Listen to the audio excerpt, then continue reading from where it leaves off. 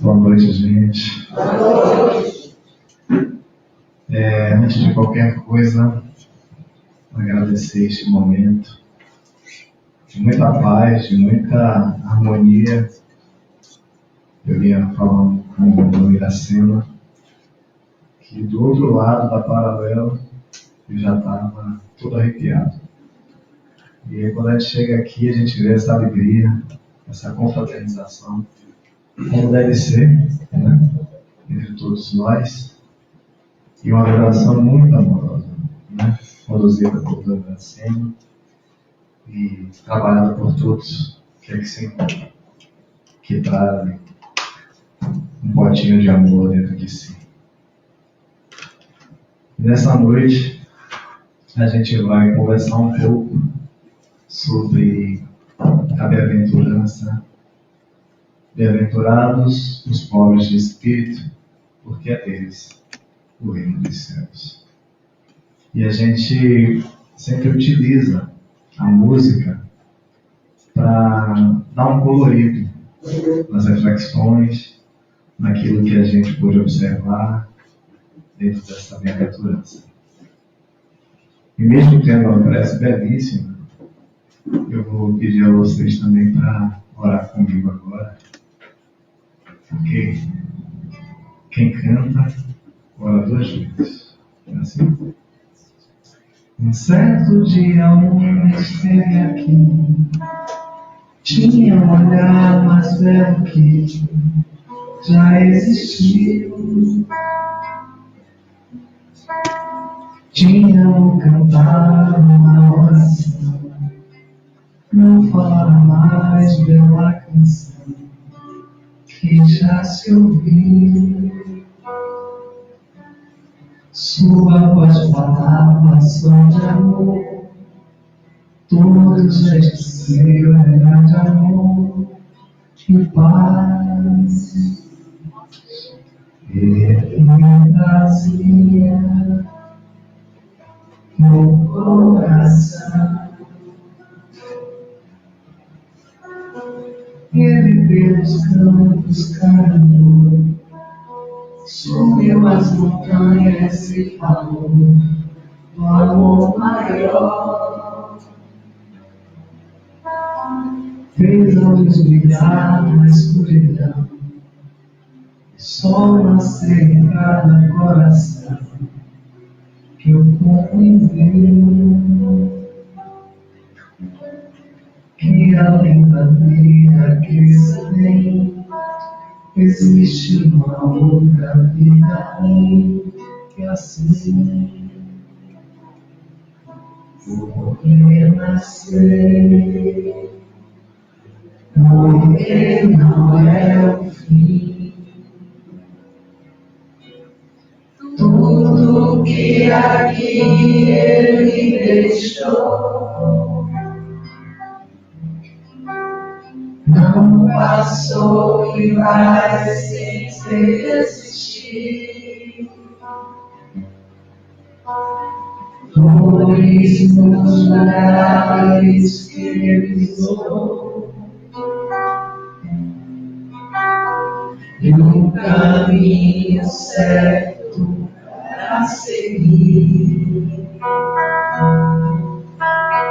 Tudo que aqui ele deixou não passou e vai sempre existir. Flores nos lugares que ele pisou, e um caminho certo a seguir.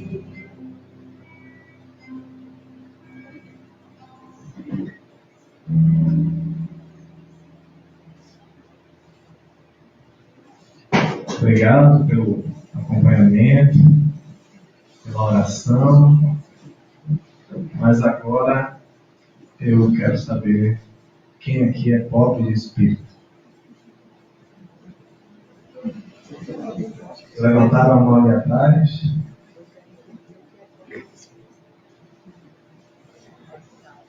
Somos todos, então, pobres de espírito?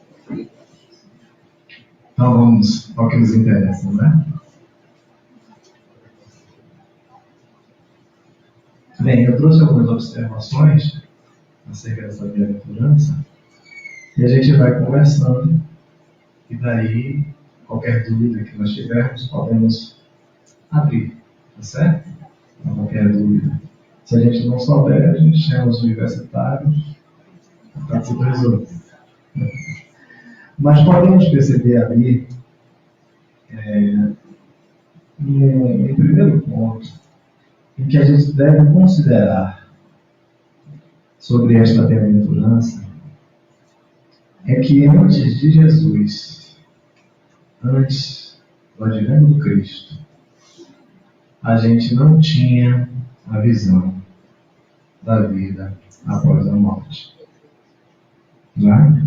A gente não tinha a visão da compensação das atitudes do presente na vida futura. Não havia expectativa após a morte. Tudo era a vida terrena. Tudo estava estabelecido aqui na Terra.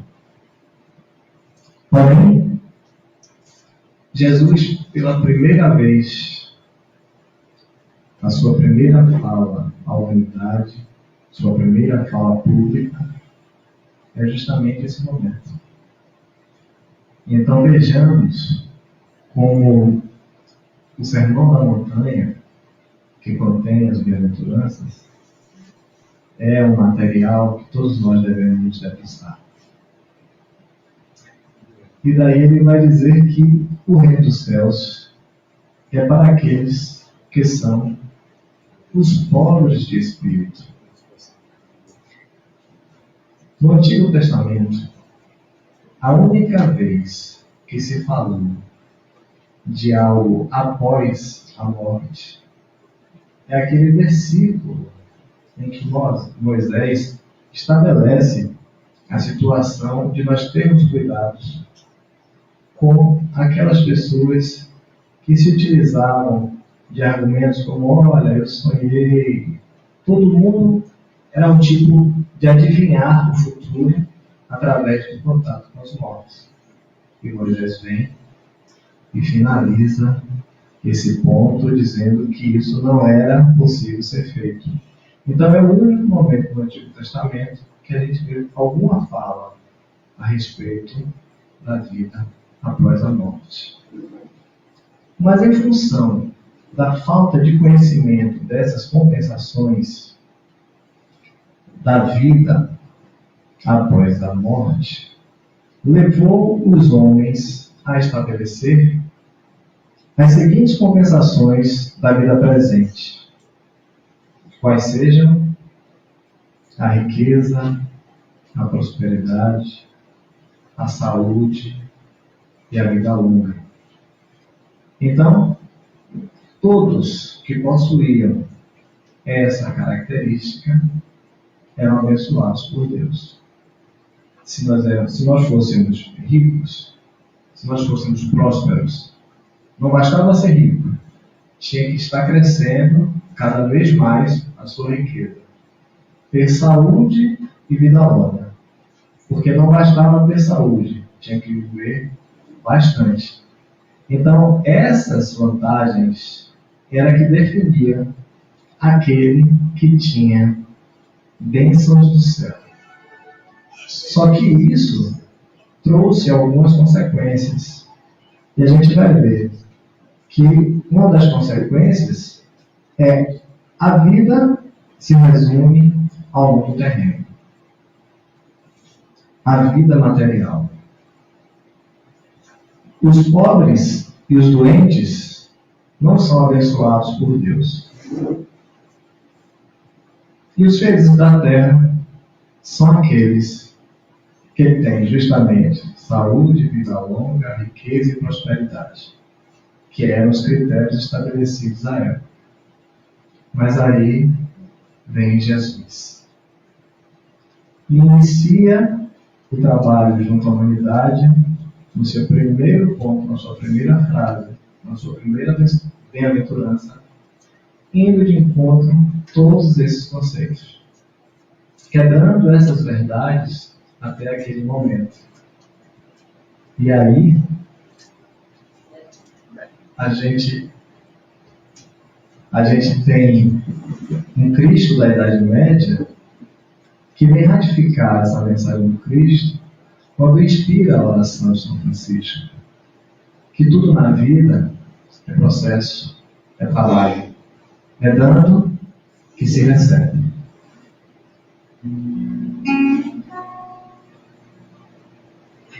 Senhor, fazei instrumento de vossa paz.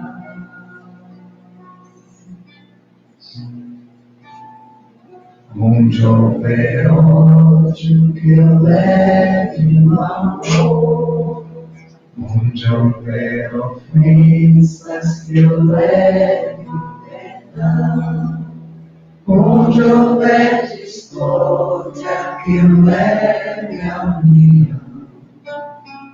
Onde houver dúvidas, que eu leve a onde houver erros, que eu leve a verdade. Onde houver desespero, que eu leve a esperança. Onde houver tristezas, que eu leve a alegria. Onde houver trevas, que eu leve a ó Mestre, fazei que eu procure mais consolar e ser consolar, compreender e ser compreendido, amar e ser amado.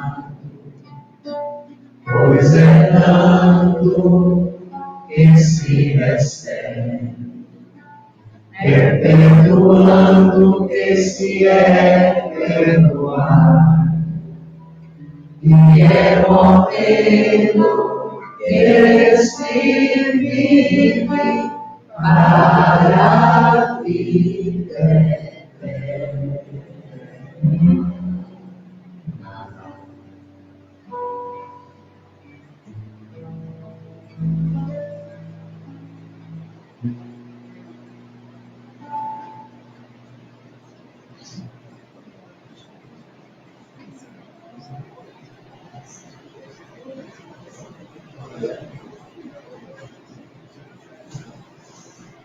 Segundo a história, o povo judeu fazia 4 séculos que nenhum profeta se apresentava na terra de Israel. Eis que surge um homem simples,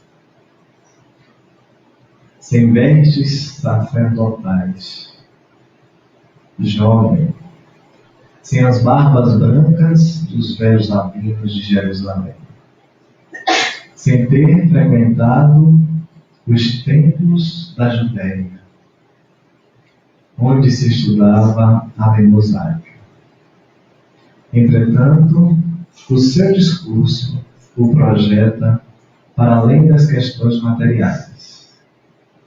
E com uma única frase, rompe o silêncio dos 400 anos de ausência de notícia do mundo espiritual em Israel e canta a mais bela poesia de amor que já existiu, o Sermão do Monte. Com o Sermão do Monte, ele inaugura uma nova forma de pensar, pois ele tira Deus do centro do pensamento judaico e coloca o homem. Bem-aventurados os pobres de espírito, porque deles é o reino dos céus, é a primeira frase de Jesus dita à humanidade. E é através desta nova realidade que nasce o conceito da verdadeira felicidade. Então o crítico diz: bem-aventurados os pobres, invertendo assim o sentido dos antigos critérios estabelecidos pelo povo judeu. Mas ele não se referiu simplesmente àqueles que eram considerados excluídos. Ele se referia aos pobres de espírito. E dizia que eram felizes porque deles é o reino dos céus.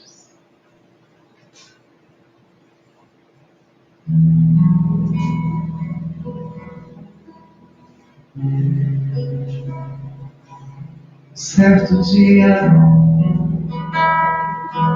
veio a mar, apareceu um jovem galileu. Quem podia imaginar que alguém pudesse amar do jeito que ele amava, seu jeito simples de conversar, tocar o coração de quem o escutava. Seu nome? E seu nome era Jesus de Nazaré. Sua fama se espalhou e todos vinham ver o fenômeno do jovem pregador que tinha tanto amor. Naquelas praias, naquele mar, naquele rio, em casa de Zaqueu, aquela estrada, aquele sol, e o povo a escutar histórias tão bonitas, seu jeito amigo de se expressar enchia o coração de paz tão infinita. Seu nome? E seu nome era Jesus de Nazaré. Sua fama se espalhou e todos vinham ver o fenômeno do jovem pregador que tinha tanto amor. Em plena rua, aquele chão, aquele poço e a casa de Simão, naquela relva, entardecer, o mundo viu nascer a paz de uma esperança. Seu jeito puro de perdoar fazia o coração voltar a ser criança. E seu nome era Jesus de Nazaré. Sua fama se espalhou e todos vinham ver o fenômeno do jovem pregador que tinha tanto amor.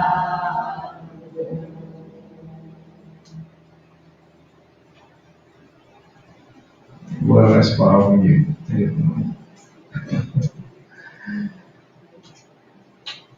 Até então, não se falava também em reino dos céus. Falava em reino. Você ouve, lê no Antigo Testamento a palavra reino, mas o reino de Davi, o reino de Salomão, mas o reino dos céus é algo que vem após a vida presente. E ele também é autor, né, dessa expressão, o reino dos céus. E é interessante ressaltar uma situação muito peculiar, que é a questão do evangelista Mateus. Que ele usa essa grafia, reino dos céus, enquanto os outros 3 evangelistas, eles usam o reino de Deus. Né? Mateus era cobrador de impostos, tinha uma formação judaica muito forte. E os judeus, eles não usavam o nome de Deus, eles falavam os atributos de Deus, né? O eterno, o incriável, mas eles não falavam o nome de Deus. Por isso, ele não usa nessa expressão o reino de Deus, mas o reino dos céus, que é a mesma coisa. Mas, vocês já responderam, né? Quem é pobre de espírito? Todos nós já respondemos aqui que nós somos, não é isso? Então, vamos ver se a gente se enquadra nesse conceito aí. Podemos ir? Estão preparados? Pobre de espírito é aquele que se reconhece carente de virtudes. Somos nós?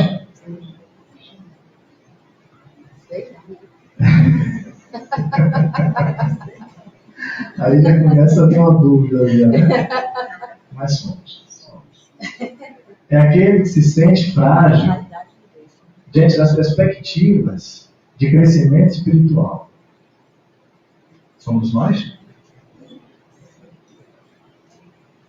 É aquele que olha para si mesmo e diz: ainda falta muito para mim.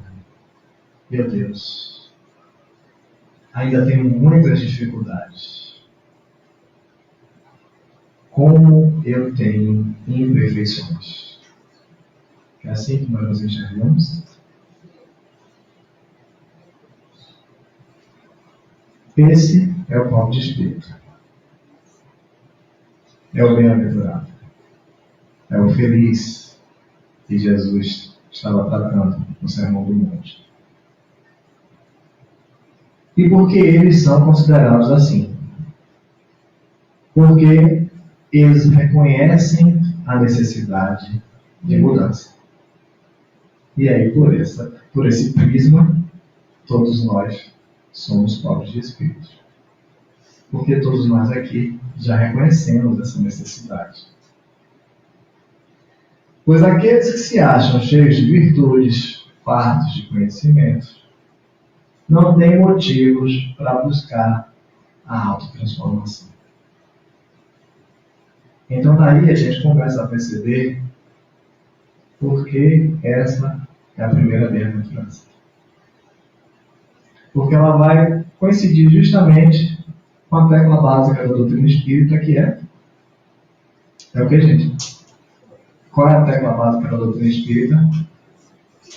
Vou dar uma dica. Reforma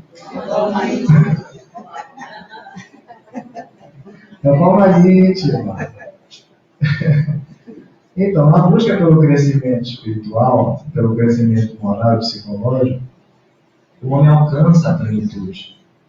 E o que é a plenitude? A plenitude é justamente esse reino de Deus, prometido por Jesus, como compensação dos espíritos obstinados em evoluir e que se reconheceram, se reconhecem imperfeitos e se esforçaram para conseguir tal feito.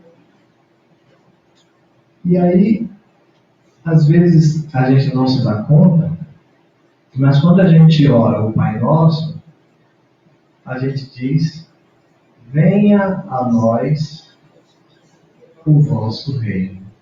Mas o que a gente diz? Mas a gente entende que é o mesmo reino da bem-aventurança? Pois é, viu, gente? É o mesmo reino. É que às vezes a gente faz a prece e às vezes a gente não aprofunda. Mas quando a gente pede a Deus que esse reino venha a nós, é porque a gente está pedindo a Deus. Não é uma das possibilidades da prece, não é pedir? É pedir, louvar e agradecer. Então, na prece, a gente pede para que esse reino venha sobre nós. É o mesmo reino que a gente está tratando aí a respeito da bem-aventurança.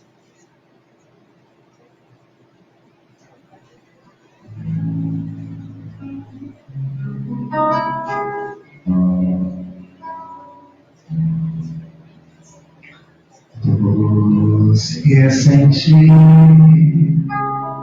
em meu coração,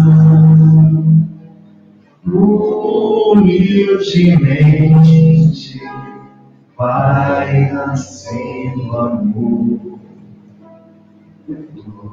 Doce é saber, não estou sozinho, sou uma parte de uma imensa vida.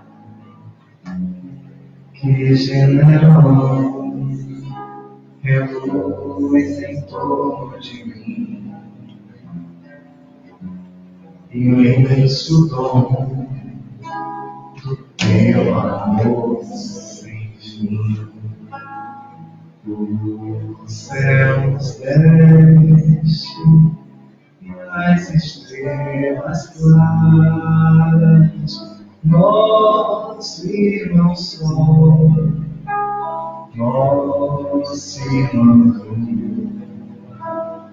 lua, nossa mãe terra, com frutos, campos, flores, o fogo e o vento, o ar e a água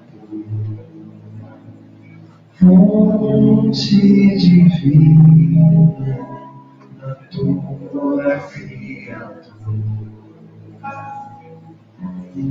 que generosa é luz em torno de mim, imenso dom do teu amor sem fim. Doce é sentir em meu coração, humildemente vai nascendo. Então, gente, essa canção, ela fala de quanto nós recebemos do alto.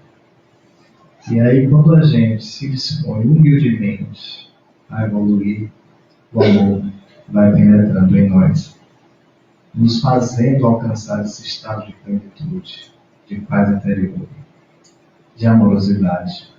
E eu ouvi a nossa irmã falando aqui a respeito do carnê, da rifa, da compra do livro, do lanche.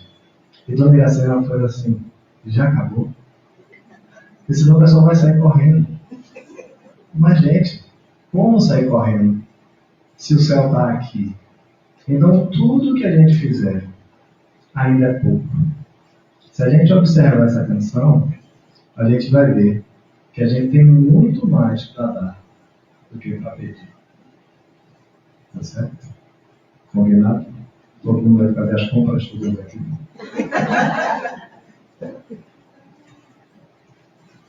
Dentro desta perspectiva, bem-aventurados são todos aqueles que se reconhecem imperfeitos, porque têm a possibilidade de alcançar a plenitude do céu, mediante esforço próprio.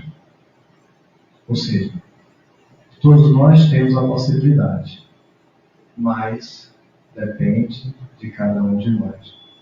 porque esta proposta é intransferível.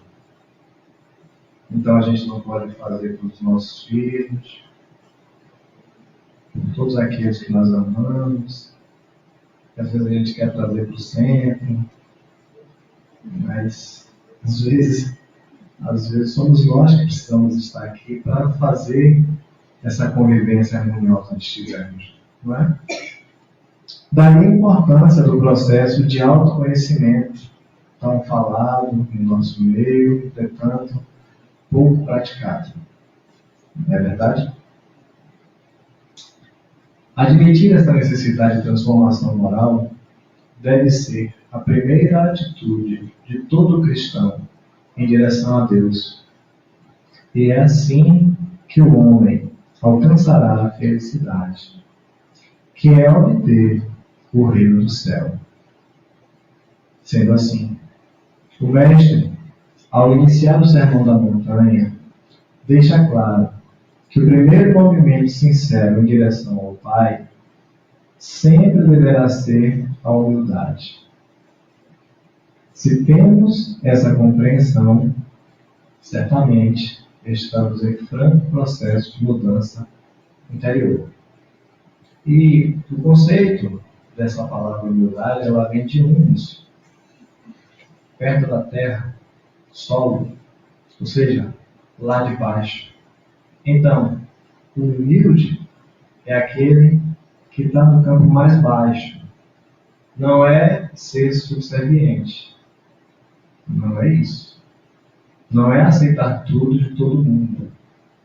Mas buscar o crescimento, obter a oportunidade de ter o reino dos céus, mas não ter a vaidade. E aí a gente vai ver que de um lado está o orgulho, do outro está a subserviência, e no meio a humildade, equilibrando esses dois lados. Isso é muito importante porque eu cansei de ouvir algumas pessoas dizerem: você é bobo. Eu não sei se isso fala alguma coisa para vocês. Você é espírita e você é bobo. Você deixa a pessoa fazer isso, fazer aquilo. Mas, na minha visão, eu estava entendendo que o outro estava doente. E se a gente for ver a história de Jesus, a gente vai ver com quem Jesus se relacionou. Com todos aqueles que estavam numa necessidade de ser acolhido e levantado por ele.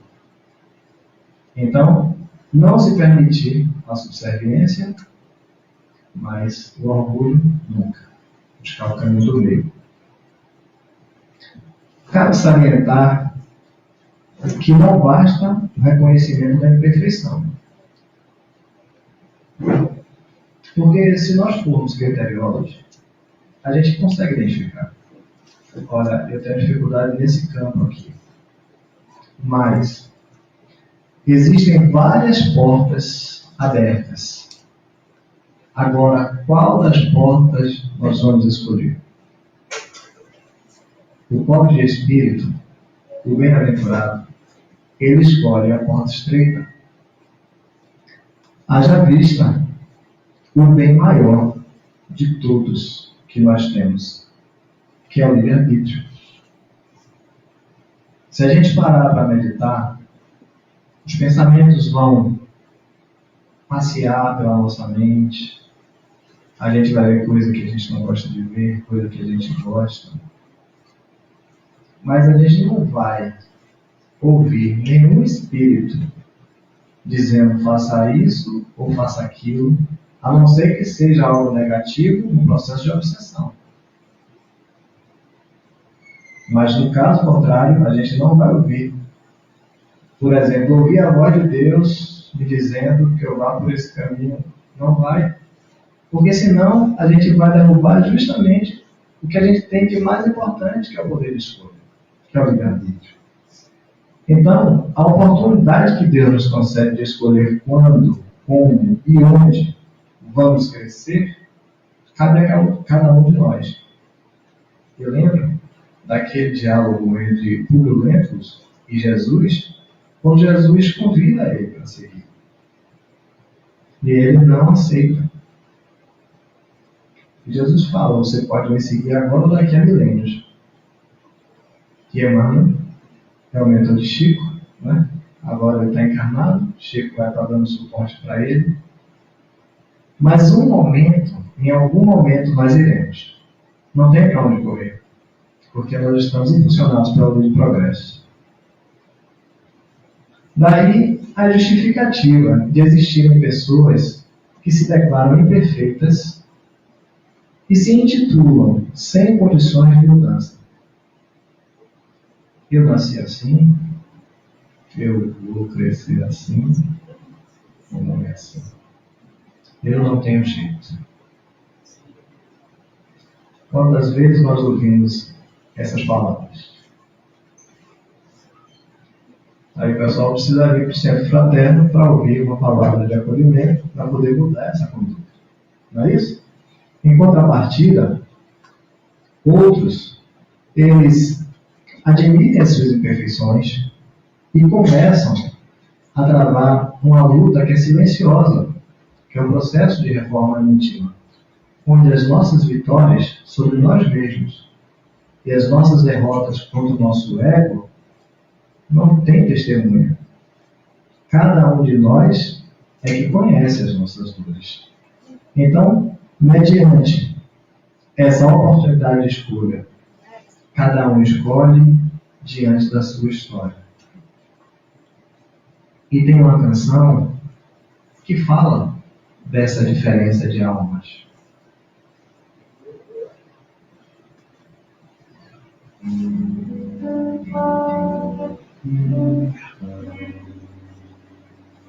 Há almas que têm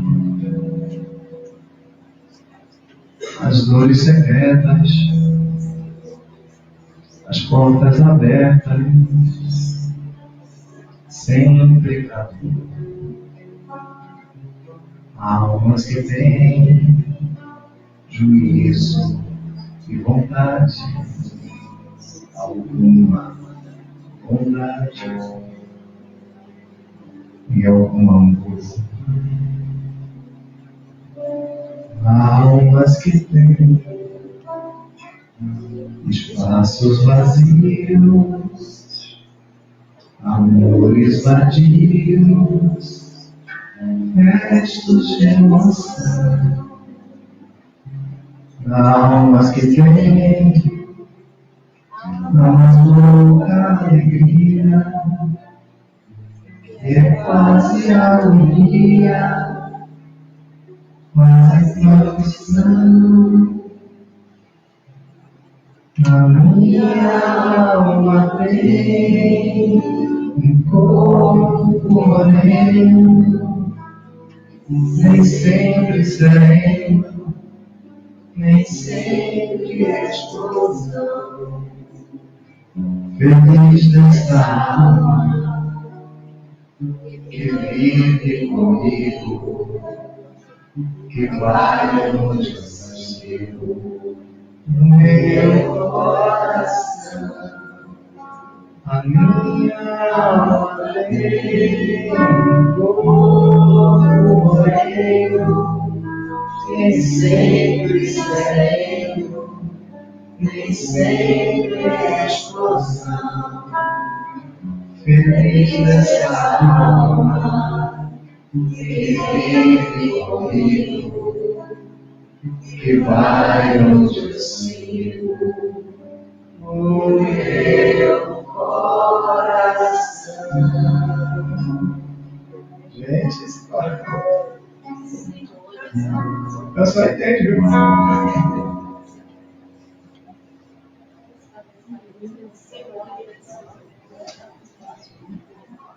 Então, gente, Jesus inicia a sua fala pública através do Sermão do Monte, quebrando 3 verdades judaicas.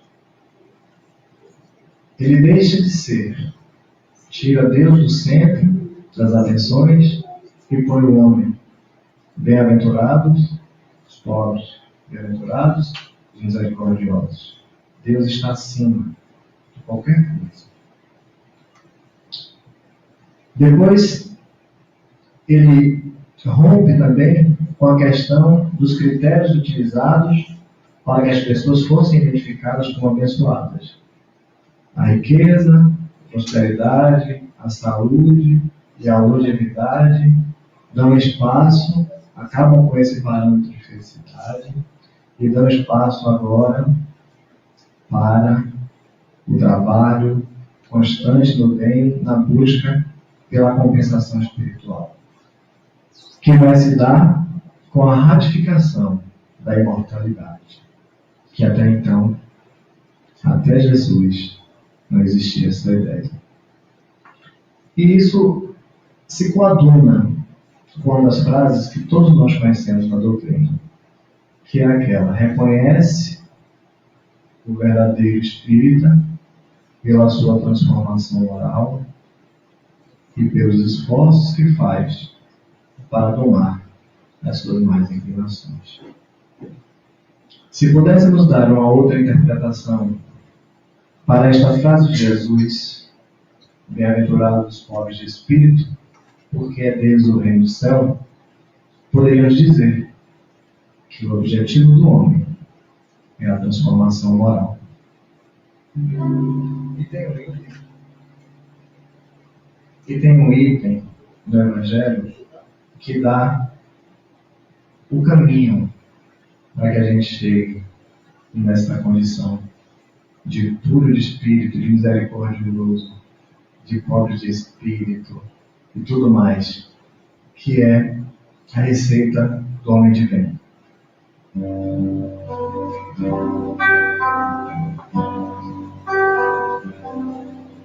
O verdadeiro homem de bem é aquele que pratica a lei de amor, de justiça e caridade, de pureza e de bondade. Interroga a consciência se essa lei já viu. Não comete o mal, tem fé em Deus e na bondade. Sabe que nada acontece sem a sua permissão. Revela o futuro e por isso coloca os bens espirituais acima desses bens. Só tem hora. Quando nas dores da vida e nas decepções aceita sem murmurar, porque são provas ou expiações, encontram benefícios os serviços que prestam, nas lágrimas que secam, nas consolações. O seu primeiro impulso é o de pensar nos outros antes de si, antes dos seus. É bom, benevolente, humano e muito mais. Nem de raça, nem de crença, distinção ele não faz. Respeita todas as convicções. A caridade sempre é seu guia. Não tem ódio nem rancor, nem desejos de vingança. A exemplo de Jesus, perdoa todo dia. É indulgente com as fraquezas alheias. Não procura defeitos nos outros. Estuda as suas próprias imperfeições. Trabalha sem cessar para combatê-las. Não se envaidece com a sorte ou com os dons pessoais. usa, mas não abusa dos bens materiais. Se tem mãos dependentes nas relações sociais, trata com benevolência e muita paz. Canta comigo. É o homem de bem, Maia, é o homem de bem. Quem plantar vai colher, vou lutar, vou crescer, vou chegar lá também. É o homem de bem, Maia, é o homem de bem, Maia. Quem plantar vai colher, vou lutar, vou crescer, vou chegar lá também.